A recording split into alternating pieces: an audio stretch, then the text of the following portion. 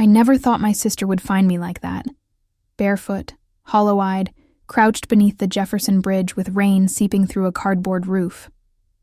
For years, I'd imagined seeing Lila again in a dozen different ways. Accidentally at a cafe, maybe, or through some bittersweet family reunion. Never like this, never with mud streaking my skin and hunger dulling my mind. The car pulled up slowly, the hum of its engine foreign against the constant drip of water. A sleek black Mercedes. I remember thinking how absurd it looked under the bridge, like a jewel lost in the gutter. The window rolled down, and a voice, soft but sharp with disbelief, called out my name. Clara? I froze. That voice didn't belong here. It belonged to a past life, one filled with laughter, soft arguments, and the faint scent of our mother's garden soap. Lila stepped out, the glow of the streetlight catching her face. She looked untouched by time. Hair like polished gold, posture straight, wrapped in a coat that probably cost more than everything I'd owned in my best year. She took one hesitant step forward. It's really you. I wanted to run. Shame can do that. It makes you want to hide even from the people who once loved you. But something in her eyes held me still. Pity maybe, or guilt. She didn't ask how I'd ended up there, didn't scold or cry. She just said, "Come on, Clara, let's go home." Home. The word struck like a wound reopening. We hadn't shared a home in nearly 20 years. Not since Mom's funeral. After that, silence filled the space between us, thick and permanent. I told myself it didn't matter. That I didn't need her money, her success, her perfect world built on magazine covers and charity galas. Yet there I was, trembling in her car as she drove me away from the only shelter I had left. Lila didn't speak much on the ride. The city's lights reflected off the glass, turning her face into fragments. Warm one second, unreadable the next. Finally, she said quietly, "You don't have to explain anything, just start over." Something in her tone didn't match the kindness of her words. It was too measured, too careful, as if she'd rehearsed the line, but I didn't have the strength to question it. When we stopped in front of a tall glass building overlooking the ocean, I realized home meant something very different to her. She pressed a keycard into my hand and whispered, "It's yours now." I stared at her, stunned. "What do you mean?" Her lips curved into a practiced smile. "A condo. A new beginning. And something else. I transferred $5 million into your account." The words barely registered. Then, as I followed her into the building's marble glow, a quiet, inexplicable dread settled over me, because nothing about Lila's generosity felt like mercy. It felt like a warning. The condo was too beautiful to belong to me. Floor-to-ceiling windows opened to the ocean. The air smelled faintly of jasmine and salt, and everything, every chair, every silver spoon looked untouched, as if waiting for someone worthier to arrive. Lila watched me move through the rooms with a faint, almost clinical satisfaction. "You'll be safe here," she said, her heels echoing against the marble. Safe. The word lingered strangely in the air, too sharp for such a tranquil space. I turned to her. "Lila, why now, after all these years?" She exhaled softly, eyes fixed on the horizon. "Because I should have found you sooner. Because I couldn't stand knowing you were out there alone." Her voice trembled on the last word. But her expression didn't. It stayed perfectly composed, as if emotion were something she'd learned to imitate rather than feel. That night, after she left, I lay awake on the pristine bed, listening to the ocean. Gratitude fought with unease inside me. It didn't make sense. The condo, the money, the sudden tenderness after 2 decades of silence. In the morning, I found a white envelope by the door. Inside was a note in her handwriting. "Spend freely. You deserve peace now." And yet, beneath those words, a faint imprint, something erased but still visible. I held the paper against the light. The ghost of another sentence appeared. "They'll stop asking questions soon." I told myself it was nonsense, some business matter that had nothing to do with me. But the unease grew. A few days later, Lila returned. Her hair was pinned, her suit immaculate, her perfume too strong. She looked like someone sculpted from ambition. She brought me clothes, documents, a new phone. "You'll need these," she said, avoiding my gaze. "For what?" for a life that fits this place. I wanted to believe her kindness was real. But as she spoke, her hands trembled slightly, betraying nerves she tried to hide. Something was pressing on her. Something she didn't want to name. We sat across from each other on the velvet sofa, the silence stretching like a thread ready to snap. "Lila," I said finally, "what are you not telling me?" Her eyes flicked toward the window, as though expecting someone to be watching. Then she smiled, a practiced brittle smile. "Clara, not everything has to be a secret. Sometimes things are just gifts, but I knew my sister. Gifts in her world always came with conditions. When she left that afternoon, she hugged me tightly, too tightly, and whispered, 'If anyone asks, you haven't seen me today.'" I stood frozen long after the door closed. The condo, once dazzling, now felt hollow, every reflection watching me back. And in that silence, I realized the truth I'd been avoiding. Whatever brought Lila back into my life wasn't love. It was fear. 3 days passed before I heard from Lila again. Her number had been disconnected. Her office said she was traveling. And even her assistant, the woman who once updated her schedule to the minute, claimed ignorance. The silence felt too deliberate to be chance. The only trace of her was a note slipped under my door. "Stay inside." "Don't trust anyone," the words rattled me. Who was I supposed to distrust? Her husband? The strangers in the elevator who smiled too politely? Or her, the sister who'd rescued me only to vanish without explanation? I tried calling Daniel DeLuca, Lila's husband, the man whose name dominated the city's financial pages. His secretary transferred me immediately. "Clara," he said warmly, as if greeting an old friend. "I've been meaning to meet you. Shall we have dinner?" Every instinct told me to refuse, but curiosity overruled fear. Maybe he knew where she was. He arrived precisely at 7. His charm was rehearsed, his presence commanding in the way expensive men always are. Tailored suit, gold cufflinks, and a smile that didn't reach his eyes.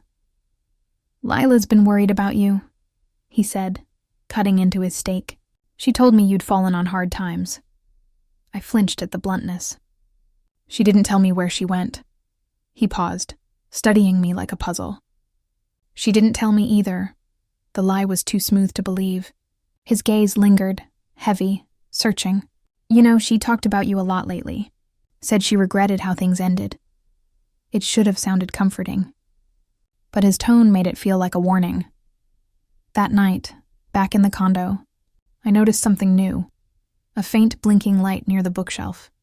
A hidden camera. I tore it out of the wall, heart hammering. If Lila had installed it, why hide it from me? And if she hadn't, who had? I barely slept. Every noise became a threat. The elevator's whine, footsteps in the hall, the hum of the refrigerator. By morning, a black SUV idled outside the building. It stayed for hours. I called Lila again. Straight to voicemail. Desperation outweighed pride. I drove to her mansion in the hills, the gates locked but lights flickering inside. I pounded on the door until a housekeeper answered, pale and trembling. "Mrs. DeLuca isn't here," she whispered. "She left in a hurry," she said. "They were coming. Who's they?" The woman only shook her head and closed the door. I stood there, the wind cold against my face, realizing how deeply I was already tangled in something I didn't understand. Whatever Lila feared, whatever she'd dragged me into, was no longer just her problem. It had already found me. The mansion felt different this time, emptier, like the air itself was holding its breath. I pushed the front door open. It wasn't locked. The silence inside was almost deliberate, as if whoever had been here wanted me to hear it. Dust hung in the light spilling through the windows. Lila's perfume, jasmine and something bitter, still lingered faintly in the air. Her study door was half open, and on the desk lay her laptop, still humming, screen aglow. My name appeared in the subject lines of half-finished emails. Transfer approval for Clara Hayes. Authorization request, backup signature required. I clicked one. It was addressed to a bank in Zurich. Attached were scanned documents, passport photos, financial records, all with my name and face. But the details weren't mine. Different birth date, different ID numbers. A chill slid down my spine. Before I could process it, I heard footsteps behind me. Looking for something? Daniel's voice was calm, too calm. He stood in the doorway, hands in his pockets, as though he'd been expecting me. I want to know where she is, I said. He smiled faintly. Gone. She made choices she couldn't undo. That's not an answer. He took a slow step forward, eyes glinting. She built an empire on other people's money. When things started collapsing, she needed a name that wasn't hers to take the fall. She thought blood would protect her. She was wrong. I shook my head. You're lying. She would never— She did. He tossed a folder onto the desk. Inside were copies of the same bank statements I'd seen online, but these had my signature, my handwriting. 5 million was just the bait, Clara. The rest, hundreds of millions, all funneled under your identity. You're the scapegoat now. My pulse thundered. Then why are you telling me this? His smile thinned. Because I don't like unfinished business. She tried to run. The boat she was on exploded. He said it like describing the weather. Something inside me fractured. I stared at him, searching for even a flicker of remorse. There was none. But a thought flickered, wild and desperate. What if Lila had known this was coming? What if she'd planned her own disappearance? Why me? I whispered. Daniel leaned close, voice low. Because she trusted you to love her enough not to fight back. I grabbed the nearest object, a glass ornament, and hurled it at him. He dodged easily, smirking, and walked away, leaving the words hanging like a curse.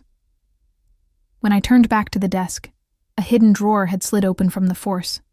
Inside was a flash drive labeled for Clara. My hands trembled as I plugged it in. A single video file appeared. Lila's face filled the screen. Pale, frantic, whispering. If you're watching this, he found me. Clara, disappear. Everything in your name isn't yours. It's mine. They'll come for you next. Then the screen went black. And somewhere outside, a car engine started. I didn't wait to see whose engine roared outside. Instinct overruled reason. I grabbed the flash drive, the laptop, and fled through the side door, my shoes slipping against the wet stone steps. The night air bit at my face as I ran down the hill, every sound behind me magnified. The crunch of gravel, the echo of pursuit. By the time I reached the main road, my breath was ragged. I flagged down a cab, paid in cash, and vanished into the city's endless sprawl. That was 6 months ago. Now, I live on the outskirts of Monterey under a different name. The ocean outside my small, rented cottage is the same one that glitters beyond Lila's penthouse, but it feels older here, quieter, honest. I work at a bookstore where no one asks questions. At night, I still dream of the bridge and the way Lila's voice sounded when she said, "Let's go home."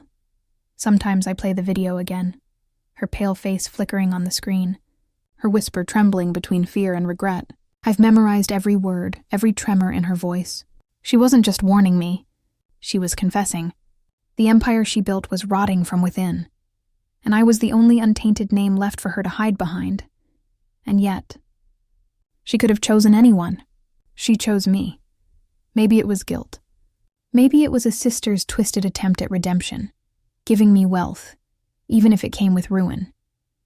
I can't decide which truth hurts more, that she betrayed me, or that she loved me enough to trust I'd survive it. Last week, I checked one of the old accounts she'd opened in my name. I don't know why, curiosity maybe. Inside was a single deposit. $5 million, newly transferred, untraceable. No message this time. Just the same eerie silence that always followed Lila's gestures. I haven't touched it. I don't know if I ever will. Money feels heavier now, like something that stains whatever it touches. Some mornings, when the mist rolls in from the sea, I imagine her still out there somewhere, walking along another coastline under another name. Maybe she escaped Daniel, maybe she didn't, but in some strange way I've forgiven her, because in giving me that cursed fortune, she also gave me clarity.